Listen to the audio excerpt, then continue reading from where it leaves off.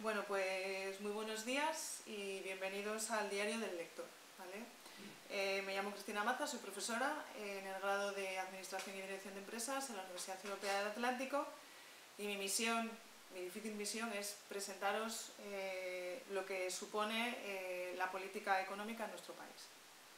¿En qué consiste la política económica?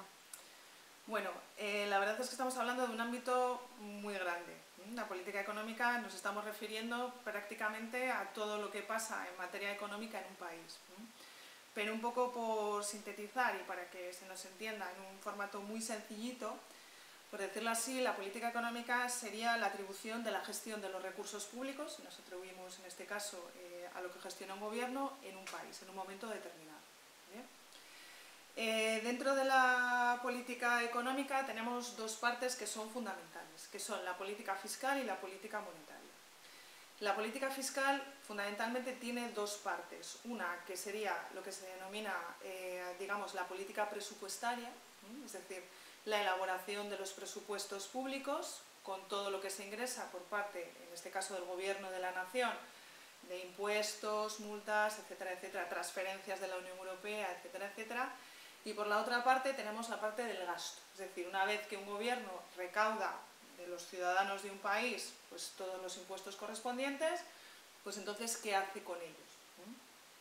Por otro lado tenemos la política monetaria.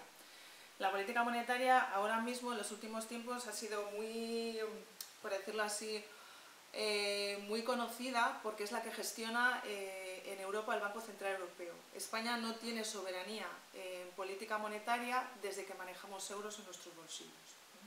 Y la gestión de la política monetaria, que fundamentalmente se refiere a la fijación de los tipos de interés, por ejemplo aquellos que tienen una hipoteca o tienen un préstamo, pagan un interés. Toda esa política monetaria está gestionada desde el Banco Central Europeo, que está en Frankfurt, y la presidenta del Banco Central Europeo, como todo el mundo sabe, como mucha gente sabe, es Christine Lagarde. ¿Por qué es relevante la política económica en términos generales para nuestro país y por qué es relevante conocer algo de política económica para los futuros electores? Porque es importante saber. Bueno, por dos motivos. En primer lugar, porque va a definir los recursos que nosotros queremos ceder al Estado, es decir, en este sentido puede haber distintas posturas. Puede haber personas que consideren que es bueno ceder su dinero a la administración pública para que sea la administración pública la que lo gestione. O puede haber otras personas que entiendan que es mejor gestionar ellos sus recursos públicos porque eso va en beneficio de la sociedad. Por ejemplo, en el caso de una empresa. Puede haber personas que entiendan que si la empresa gestiona sus propios recursos, pues la economía va a mejorar o, en este caso, la sociedad en sí misma pues va a obtener un mayor beneficio. Y sin embargo hay otros que plantean, ¿vale? Hay otras formaciones políticas o hay otras personas que consideran lo contrario, que es mejor que el Estado recaude mucho y que sea el Estado en que lo gestione. Entonces, dentro de la política fiscal, en lo que es la parte que es los impuestos, por ejemplo, ahí podríamos tener distintas opciones electorales en cuanto a lo que nos ofrece cada uno de los partidos. También dentro de la política fiscal podríamos distinguir quién es el que paga los impuestos, ¿no? En este caso hay formaciones políticas que consideran que a lo mejor son las personas de mayor o menor renta o son las empresas quienes tienen que afrontar estos impuestos, o hay, por ejemplo, otras formaciones políticas que consideran que bueno, pues la elección de quién tiene que pagar más o menos impuestos es otra.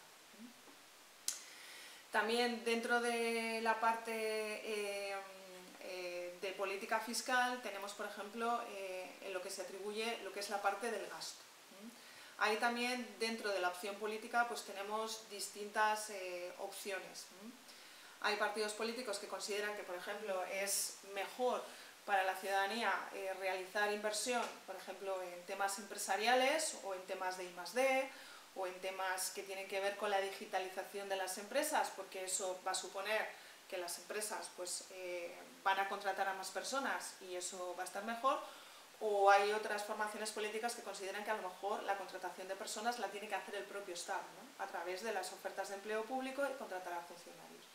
Es decir, que la política económica, al fin y al cabo, pues es básicamente una de las principales líneas que tiene cualquier partido político.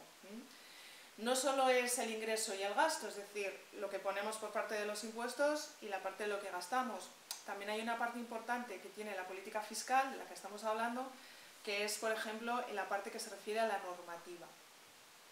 Hay algunos partidos políticos, por ejemplo, que proponen cosas que tienen que ver con la economía, que es, por ejemplo, y yo, por ejemplo, ahí sí que coincido, que es en el tema de la tramitación administrativa. Nuestro país, dentro del espectro de la Unión Europea, por ejemplo, es uno de los países en los que si una persona quiere montar una empresa, tarda más días. Porque si yo quiero montar una empresa, pues depende de la forma jurídica que tenga, pues a lo mejor tengo que ir al registro mercantil, después me tengo que dar de alta en actividades económicas, o si yo me quiero dar de alta como autónomo, pues tengo que ir y darme de alta, pagar mi cuota, decidir qué forma jurídica quiero establecer para mi empresa, e incluso, bueno, con lo que respecta a la financiación, pues hay ciertas limitaciones, ¿no? Por ejemplo, hay ciertos partidos del espectro más liberal que consideran que hay que fomentar mucho el tema del emprendimiento, y lo que establecen, por ejemplo, es que el Estado establezca menos controles a la formación de una empresa y establezca muchas ayudas, porque consideran que eso va a mejorar un poco la actividad empresarial. Y hay otras opciones políticas que ya digo que consideran que el Estado es el que tiene que generar la riqueza, ¿no? Que es, digamos, conceptos distintos. Entonces es interesante, pues dentro de los programas electorales, ya sé que son muy difíciles de leer, yo alguno ya he hecho, con lo cual lo sé, pues sí que es interesante que los jóvenes pues se informen un poco de qué es lo que piensan que puede ser lo mejor, ¿no? Con respecto a la política monetaria, pues desgraciadamente en unas elecciones podemos elegir bien poco.